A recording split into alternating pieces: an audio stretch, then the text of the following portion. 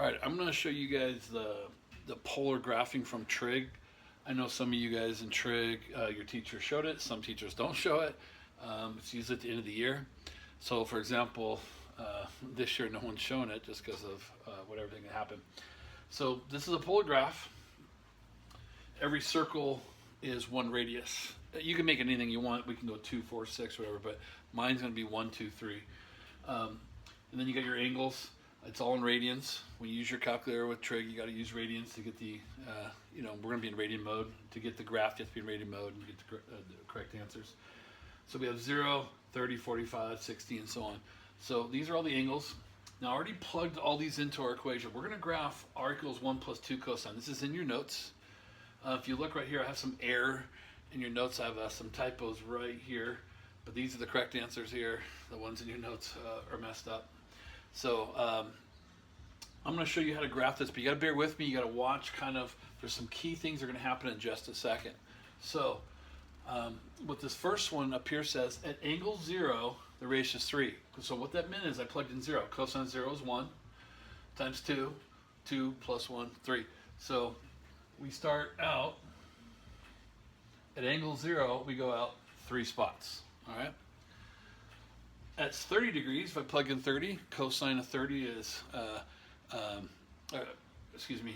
cosine 30 is rho through 2, which is 0.8660 times 2, so you're at about 1.72 plus 1, so about 2.72. Okay, so that's why I have the 2.7. So I won't be doing any more math. I've already done all the math, and I'm going to show you. So at 45 degrees, you get 2.4, and so on. And you get 2. At 90, you get 1. So the way these connect is our angles are going this way, counterclockwise. So the way you connect these dots, your hand should always go counterclockwise when you make this graph. You should always go between, just think of this as like little slices of pie here. You should always go between two pieces here, two lines. They're actually called radial lines, so between two radial lines. So when you rotate, it should go like this, going like this. Now what R stands for is the distance from 0, distance from the origin. That's important. That's a very common question or AP question you get is, what is DRD theta? Well, that's the change in the radius as the angle changes. So it's what's happening. If you get a negative answer, your radius is getting closer to the origin. As you can see, we're getting close to the origin. We were 3 away, now we're all the way to 1 away. All right, so now we get to 90 is 1. Now, here's where we left off, and now we're going to here. At 2 pi over 3 is 0. So here's what interesting that happens. 0 means you're in the center. Well, how do you connect those two lines? So you got to connect this dot to this dot. Looks like, well, I'll just go straight down. Remember though, we're connecting from this line to this line. So think about you're going like through here till you get to that one. So you're actually going from this line to 0 to that line. Okay, so because you're always between those two angles from 90 to 120. All right, so now, that's all done. All right, now we get a negative value, 3 pi 4. What a negative radius when you graph it means go the opposite direction. We still go 0.4, but we go negative 0.4 goes out of the directions. So 3 pi over 4, instead of going out, I go backwards to the opposite line here of negative pi over 4, and I go here. So how do you connect those two? Well, you're supposed to go between these two lines. If you look at the exact opposite as these two lines, you're going to go between those. So if you think of it this way, you're going to have 180 degrees away. So what's happening is I'm supposed to connect from here to here, and if I'm here and this one's here, I'm going to be connected this way.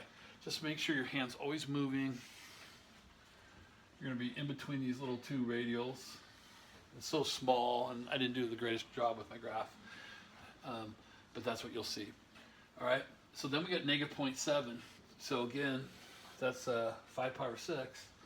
Negative 0.7, go backwards. So you're just continuing backwards. Then we get a negative 1. So pi is negative 1. So we're halfway done. We got some 0 to pi, and there's half my graph. So you notice I'm just always going this way. All right. And then if we finish, you're going to see pretty much the same values going backwards because cosine being the even function. We got some symmetry here. And we got 0.7, 0.4, and back to 0. Now this time right here, see how it went from 0 to 0? This is going to be real important in our next, when we do area. So for example, they're going to ask us to find the area of this little loop here. You need to know when that loop starts and when that loop ends. Well, it starts and ends when this is 0. So if we set this equation equals 0, this is what we'll do in a future section, we will actually find out where those points are without having to do this whole graph. I'm just showing you the graph so you can see what happens and what it means. So if I'm going to find the area of that, there's a formula which I'll teach you, and it's an integral, and we would take an integral from 2 pi over 3 to 4 pi over 3, and that would actually find the area of that section. All right? All right, we'll come back. We're now here, back to 0. So now 3 pi over 2 is 1. So we're going to go to 1 here, so we're going to curve out. I'm still going this way. All right? And then I got 5 pi over 3 is 2. Then I got 2.4, 2.7, and back to 3. All right? Now, this is called a limacon.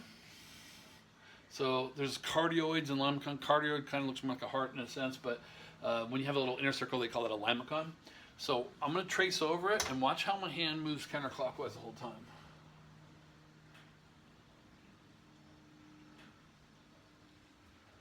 So counterclockwise the whole time when I made the graph. So if I trace over it, and that's what it looks like. All right. Now, for math sense, we're going to have to find the area of this outside part, the inside part, the whole part, and that's what the area of polar does. And I'm going to show you guys all that in a future video here. All right. So that's how you graph polar. Okay. Just remember, 0 means you're going to be in the center. Negative means you're going to go in the opposite direction. So if I'm plugging in pi over 4 and I get negative, I will go 5 pi over 4, 180 degrees away. All right. So now, what else is in this first section? Again, this is all review. This is stuff you're supposed to know before I meet you. These are formulas they give you, and it looks like it's brand new stuff. They're going, here's how you go from polar to rectangular. So x is our cosine, and y is our sine. Now, these two formulas are super, super important, so we're going to memorize those, okay? So x is our cosine and y is our sine. You already know them, you just don't realize you know them. All right, rectangular to polar, they give us x squared plus y squared is r squared. Hopefully that looks familiar to you. And then the angle theta is the arctangent of y over x. So this is how you convert from polar to rectangular. Here's how you go from rectangular to polar coordinates. So I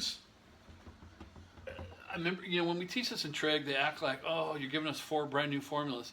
I'm giving you stuff you already know. Let's look at this triangle. And let's do some stuff. Do you guys know that x squared plus y squared is r squared? That's Pythagorean theorem. That's what that's saying. And then if I were to take the tangent of that angle, I would get y over x. If I want to solve for theta, I take the arctan of both sides, and I got arctangent of y over x. So that's where those two come from. Okay, and I'll explain what the meaning behind them in just a second. Well, where do these two formulas come from? Well, take the cosine of theta. What's cosine of theta? X over r.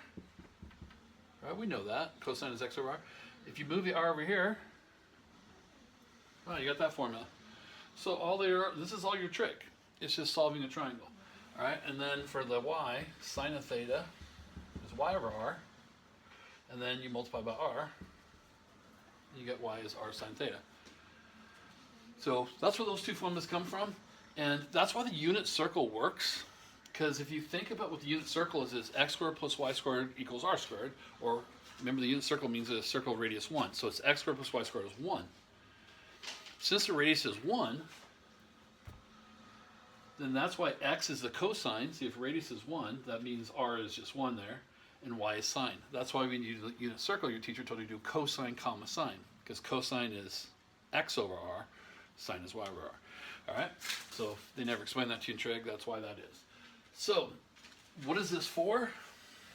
Erase this.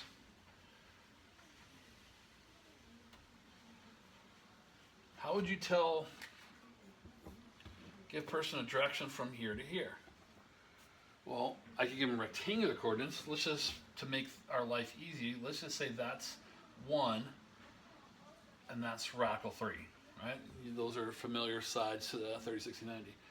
So I could tell somebody, go, hey, you know, head right 1 mile, then go up, you know, radical 3 or north and east and whatever. So we could go 1 radical 3. That's called rectangular coordinates because you make a rectangle. So our whole driving system is pretty much rectangular. You know, we have roads going this way, but you got roads going this way, right? If you notice, all your even freeways go side to side. The 10 freeway, the 210, and on your odd freeways, the 57, the 5, the 405, they go north and south. So that's how it's designed. So if you ever get lost driving, you know, that'll help, right? So how else could I get here? Well, rectangular would be 1 radical 3. Well, how do I convert that to be polar? Well, I could actually go straight there at an angle. So what angle would I have to go to and how far? Well, since we already know these values, this theta here, this angle here would be 60 degrees, and the radius would be 2. So if I want to convert this to polar, 1 radical 3 in rectangular, but in polar, that would be the radius of 2 at 60 degrees would be pi over 3, and that's its radius. Now, this is one we know, so I'm just telling you the values, but you could use these formulas to figure this out. So for example, the radius is x squared plus y squared. Well, 1 squared is 1, radical 3 squared is 3. So 1 plus 3 is 4, square root of 4 is 2. Hey, look, you got the radius is 2. All right. How do I find the angle? Well, tangent of that angle is radical 3 over 1. Well, when's tangent radical 3? We know tangent of 60 is radical 3. So they're just telling you to use what you already know to solve it. So pretty much it's solving a triangle. Rectangular are these values, polar are the radius and the angle. Okay, it's just 2 different ways to get there. So that's all that whole section is about, and that's what they're trying to teach you in polar and so forth. Okay, so that's we don't have to know all this. We are going to use these formulas, so make sure we're aware of those formulas. We're going to use them a lot, but this will help us when we start doing the solving the areas. Just the understanding is why I do this section. Okay, all right.